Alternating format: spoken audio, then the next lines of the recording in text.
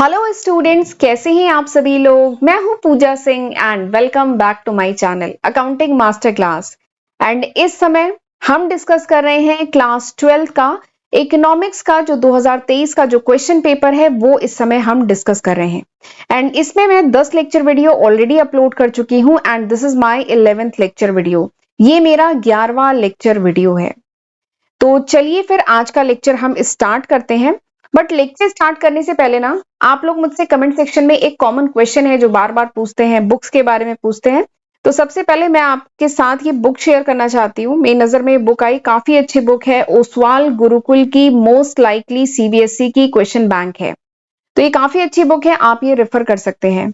मैं commerce stream की बात करूं तो कॉमर्स स्ट्रीम के जो डिफरेंट सब्जेक्ट्स हैं जैसे अकाउंटेंसी है, इकोनॉमिक्स है, बीएसटी है, तो इन सभी सब्जेक्ट में डिफरेंट सब्जेक्ट में ये अलग अलग बुक्स मार्केट में अवेलेबल है। तो आप एक बार इन्हें देख सकते हैं। And this book is written as per the latest syllabus issued by CBSE. CBSE ने जो अभी 31 मार्च 2023 में जो लेटेस्ट सिलेबस इशू किया है उसके अकॉर्डिंग उसको कंसीडर करते हुए बुक लिखी गई है। एंड एक बात और बहुत अच्छी इस बुक की ये है कि इस बुक में जो डिफरेंट फॉर्मेट्स हैं क्वेश्चन के, जैसे MCQ based question, short answer type question, long answer type question, numerical, case study, assertion, reasoning वाले क्वेश्चन, तो आपको इस बुक में हर टाइप के क्वेश्चन मिलेंगे। ठीक है, तो ये बहुत अच्छी बात है कि जितने भी फॉर्मेट्स होते हैं, जितने भी पैटर्न होते हैं ना क्वेश्चन के, वो हर पैटर्न के क्वेश्चन आप इसमें मिलेंगे हर चैप्टर में। जैसे ये मैंने फर्स्ट पेज आपके साथ शेयर किया है, जैसे अकाउंटेंसी की ये बुक है तो इसमें चैप्टर वाइज डिवाइड किया गया है। ठीक है, जैसे ये चैप्टर 1 है, सबसे पहले आपको चैप्टर 1 की समरी मिलेगी, उसके बाद हर फॉर्मेट के जो क्वेश्चन होंगे वो मिलेंगे।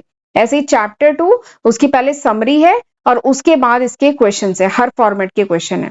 तो इस तरीके से इनकी अकाउंटेंसी की, इकोनॉमिक्स की एंड बीएसटी की बुक इस तरीके से लिखी गई है। इवन इनकी ओसवाल की जो बुक है ना वो डिफरेंट सब्जेक्ट, ह्यूमैनिटी और कंप्यूटर साइंस के भी डिफरेंट, कंप्यूटर साइंस नहीं सॉरी, जो साइंस स्ट्रीम के हैं, डिफरेंट सब्जेक्ट्स पे ये बुक मार्केट में अवेलेबल है। इवन मैं ऑफलाइन जो मेरे स्टूडेंट्स हैं उनको मैं इसी बुक से इस समय पढ़ा रही हूँ, तो आप भी एक बार देख सकते हैं। प्लस इसका जो ओसवाल का जो टेलीग्राम का चैनल है वो भी आप जरूर सब्सक्राइब कर लीजिएगा। मैं सब्सक्राइब करने के लिए इसलिए कह रही हूँ क्योंकि वहां पे आपको फ्री स्टडी मटेरियल मिल जाएगा, मॉक टेस्ट मिल जाएंगे, तो आपकी और प्रैक्टिस हो पाएगी। एंड अगर ये बुक आपको बाय करनी है तो इसका जो लिंक है ये मैं डिस्क्रिप्शन में दे दूंगी, वहां से आप ले सकते हैं। ठीक है, तो चलिए फिर आज का जो क्वेश्चंस है वो डिस्कस करना शुरू करते हैं।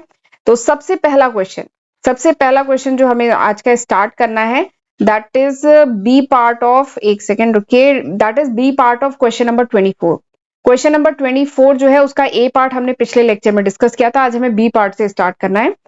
तो क्वेश्चन क्या कह रहा है कि dash act as a measure of the extent of democratic participation in the social and political decision making। यानी आपको बताना है कि कौन सा है, इन चारों में से कौन सा इंडेक्स है या कौन सा इंडिकेटर है जो मेजर करता है कि extent of participation, extent of democratic participation in social and political decision making, social and political decision making में कितना एक्सटेंट ऑफ डेमोक्रेटिक पार्टिसिपेशन है, ये किस, इन 4 इंडेक्स या 4 इंडिकेटर में किसके तहत ये मेजर किया जाता है, ये आपको बताना है। ठीक है, यहाँ पे 4 ऑप्शन आपको दिए गए हैं, human development index, liberty indicator, economic growth and poverty index. ठीक है, तो ये 4 ऑप्शन दिए गए हैं, आपको बताना है कि इनमें से 4 में से किससे मेजर किया जाता है एक्सटेंट ऑफ डेमोक्रेटिक पार्टिसिपेशन, यानी वहां के लोगों को कितना ज्यादा ये फ्रीडम मिली है कि वो पार्टिसिपेट कर पाए social and political decision making में। ठीक है, तो ये किसके तहत मेजर किया जाता है ये आपको बताना है। ठीक, तो ये जो 4 ऑप्शन है ये है human development index, liberty indicator, economic growth and poverty index. ठीक, तो ये 4 ऑप्शन दिए गए हैं। तो चलिए डिस्कस करते हैं। मैं इन चारों, वही तरीका यूज करेंगे जो हम हमेशा करते हैं, मैं इन चारों ऑप्शन के बारे में आपको बताऊंगी, फिर देखिएगा आप खुद ही बता देंगे आंसर इसमें कौन सा है। सबसे पहले बात करते हैं human development index, HDI, human development index. ठीक है, वैसे ये नाम से ही समझ में आ रहा है, ह्यूमन डेवलपमेंट इंडेक्स जो है ये वो इंडेक्स है जो मेजर करता है how development has improved human life. ये वो इंडेक्स है जो मेजर करता है how development has improved the human life, यानी ये वो इंडेक्स है जो मेजर करता है कि डेवलपमेंट से ह्यूमन लाइफ पे क्या अंतर पड़ा, क्या इंप्रूवमेंट हुआ, ये वो इंडेक्स है जो मेजर करता है। समझ में आया? एक सेकेंड, पेज चला गया। हाँ, ये वो इंडेक्स है जो मेजर करता है कि डेवलपमेंट, इकोनॉमिक डेवलपमेंट से ह्यूमन लाइफ पे कितना अंतर आया, क्या अंतर आया, ह्यूमन लाइफ कितनी इंप्रूव हुई, ये इस इंडेक्स से मेजर किया जाता है। ठीक है, तो this is a single index which measures the 3 main dimension of human development, यानी 3 मेन डायमेंशन मेजर होते हैं इस इंडेक्स से।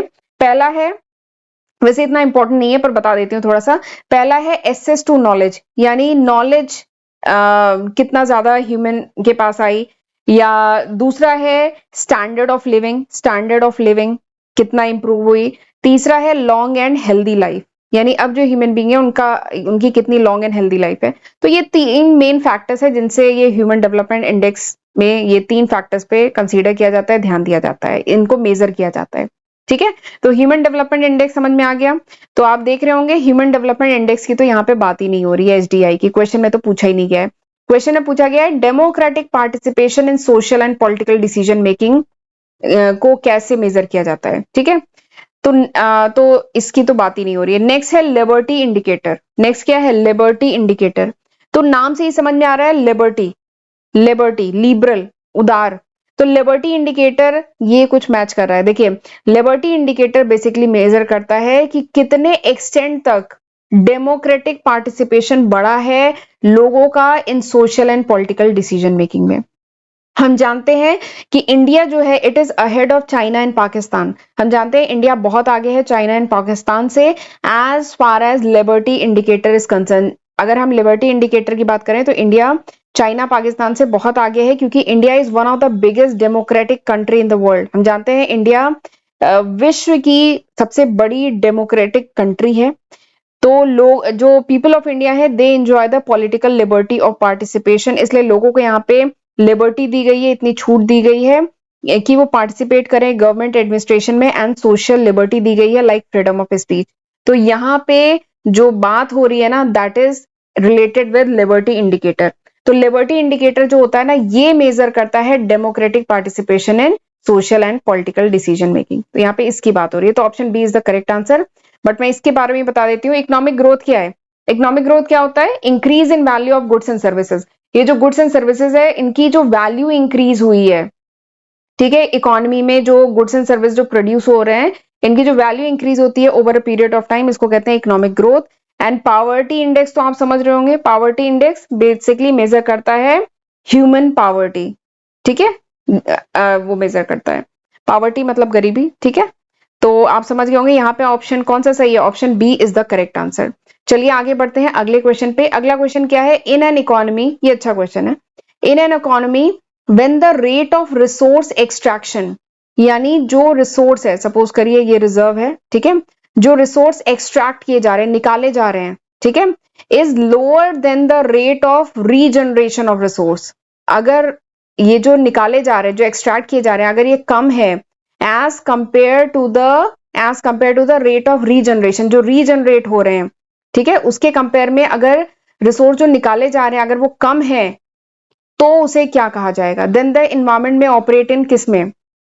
समझ में आया क्वेश्चन? क्वेश्चन में कहा जा रहा है कि अगर जो रिसोर्स एक्सट्रैक्ट किए जा रहे हैं अगर ये कम है as compare to the regeneration of resource, ये जो रिसोर्स रीजनरेट हो रहे हैं यानी फिर से बन रहे हैं, नेचुरल रिसोर्सेज की बात हो रही है, ये जो रिसोर्स रीजनरेट हो रहे हैं वो ज्यादा हो रहे हैं और निकाले कम जा रहे हैं, तब ऐसे इन्वायरमेंट को हम क्या कहेंगे? हम क्या कहेंगे कि इन्वायरमेंट किस में ऑपरेट हो रहा है? With in its carrying capacity, beyond its carrying capacity, या बियॉन्ड इट्स ऑपरेटिव कैपेसिटी, या बियॉन्ड इट्स एस्थेटिक कैपेसिटी? क्या होगा? ठीक है, ये क्वेश्चन अच्छा है कि रिसोर्स जो एक्सट्रैक्ट किए जा रहे हैं वो कम किए जा रहे हैं as compare to resource regenerate, तो उसे क्या कहा जाएगा? ठीक है, तो चलिए मैं इसके लिए आपको थोड़ा सा कैरिंग कैपेसिटी, एब्जॉर्प्टिव कैपेसिटी क्या होता है ये थोड़ा सा बताती हूँ।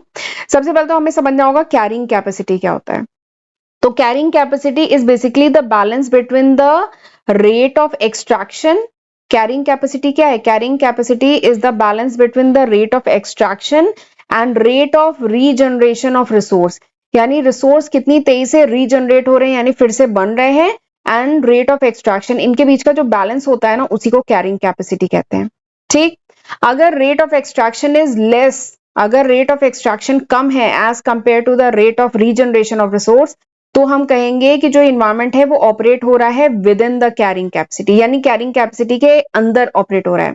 बट अगर रेट ऑफ एक्सट्रैक्शन ज्यादा है, यानी जो रिसोर्स निकाले जा रहे हैं रिजर्व से, खदानों से जो रिसोर्स निकाले जा रहे हैं वो अगर ज्यादा है as compare to the rate of regeneration of resource, तब हम कहेंगे कि environment is operating beyond its carrying capacity. ठीक है, बट यहाँ पे तो क्या केस है कि एक्सट्रैक्शन कम है as compare to the rate of regeneration. तो आप समझ गए होंगे यहाँ पे कौन सा सही है, option A is the correct answer. ठीक, बट ये जरा एब्जॉर्प्टिव कैपेसिटी भी आपको बता देती हूँ। एब्जॉर्प्टिव मतलब होता है ability of environment to absorb the degradation. ये जो डिग्रेडेशन हो रहा है, ठीक है, इसको बर्दाश्त करने, इसको एब्जॉर्ब करने की कैपेसिटी। ठीक है, एबिलिटी ऑफ एनवायरमेंट यानी ये जो एनवायरमेंट है ये कितना बर्दाश्त कर पा रहा है, कितना एब्जॉर्ब कर पा रहा है डिग्रेडेशन को। और ये जो एनवायरमेंट डिग्रेडेशन है, क्राइसिस है, उसके बहुत सारे कारण हो सकते हैं, जैसे पॉपुलेशन इतनी ज्यादा है, पॉपुलेशन एक्सप्लोजन है, इंडस्ट्रियल रिवॉल्यूशन जो हो गया, इतनी इंडस्ट्रीज आ गई हैं, बहुत ज्यादा रिसोर्सेस को एक्सट्रैक्ट किया जा रहा है, तो ये सब कारण हो सकते हैं। तो वही चीज है beyond it's absorptive capacity. And अगला है बियॉन्ड इट्स एस्थेटिक कैपेसिटी। तो एस्थेटिक मतलब होता है प्लीजेंट, आर्टफुल, पॉजिटिव। ठीक है, तो ये कॉन्सेप्ट है। तो फिलहाल आपको आंसर तो मिल गया। आंसर क्या है, option A is the correct answer, कि अगर रेट ऑफ एक्सट्रैक्शन कम है as compare to the rate of regeneration of resource, यानी एक्सट्रैक्ट कम किया जा रहा है, रिसोर्स ज्यादा बन रहे हैं, तो हम कहेंगे with in the carrying capacity. और अगर ये ज्यादा है, एक्सट्रैक्ट ज्यादा किया जा रहा है, तो बियॉन्ड द कैरिंग कैपेसिटी। तो फिलहाल यहाँ पे option A is the correct answer. चलते हैं अगले क्वेश्चन पे। अगला क्वेश्चन भी अच्छा क्वेश्चन है। Read the statement carefully. दो स्टेटमेंट दिए गए हैं, स्टेटमेंट 1 एंड स्टेटमेंट 2। आपको बताना है कि कौन सा ट्रू है, कौन सा फॉल्स है, दोनों में से। ठीक है, ये चार ऑप्शन आपको दिए गए हैं। तो चलिए स्टेटमेंट पढ़ते हैं। स्टेटमेंट 1 क्या है, among India, China and Pakistan, India, China, Pakistan में China is the largest nation and has the highest population density. ठीक, ये स्टेटमेंट 1 है। दूसरा स्टेटमेंट क्या है, one child policy introduce in late 1970 in China led to a considerable decline in the population growth rate। ठीक है, तो दूसरा स्टेटमेंट कह रहा है कि 1970 में चाइना में वन चाइल्ड पॉलिसी आई थी जिससे पॉपुलेशन ग्रोथ रेट कम हुआ था, डिक्लाइन हुआ था। तो ये बात एकदम सही है कि चाइना में 1970s में, लेट 1970s में वन चाइल्ड पॉलिसी आई थी जिसकी वजह से पॉपुलेशन की जो ग्रोथ है उसमें कमी आई थी। तो स्टेटमेंट 2 तो कंप्लीटली सही है, ये ट्रू है। ठीक, स्टेटमेंट 1 की बात करते हैं। तो इंडिया, चाइना, पाकिस्तान की हम बात करें तो चाइना जो है ना, it has largest geographical area. जो इंडिया, चाइना, पाकिस्तान में जो चाइना है उसका ज्योग्राफिकल एरिया जो है ना वो सबसे ज्यादा है। चाइना की पॉपुलेशन भी ज्यादा है लेकिन ज्योग्राफिकल एरिया ज्यादा है। तो इसकी वजह से अगर मैं पॉपुलेशन डेंसिटी की बात करूं ना, तो वो चाइना में कम है। ये बात समझ में आई, चाइना का पॉपुलेशन ज्यादा है, ठीक है, लेकिन चाइना का एरिया भी ज्यादा है, ज्योग्राफिकल एरिया ज्यादा है। इसकी वजह से इसकी जो पॉपुलेशन डेंसिटी है वो क्या है, कम है। ठीक है, और यहाँ पे कह रहा है कि it has highest population density, तो इसलिए ये स्टेटमेंट क्या है, फॉल्स है।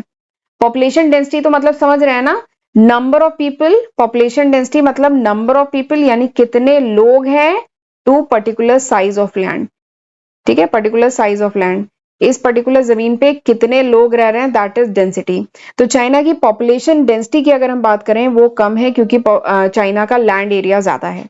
ठीक, तो statement 1 is false and statement 2 is true. तो आपको समझ में आ गया होगा, option B is the correct answer. ठीक है, तो चलिए आज हम यहीं तक डिस्कस करते हैं। अगले लेक्चर में हम और क्वेश्चंस डिस्कस करेंगे, और ये लेक्चर यूजफुल लगा हो तो प्लीज इसको लाइक करना मत भूलिएगा। ठीक है, तो चलिए फिर मिलते हैं अगले लेक्चर वीडियो में। तब तक अपना ध्यान रखिएगा। God bless you.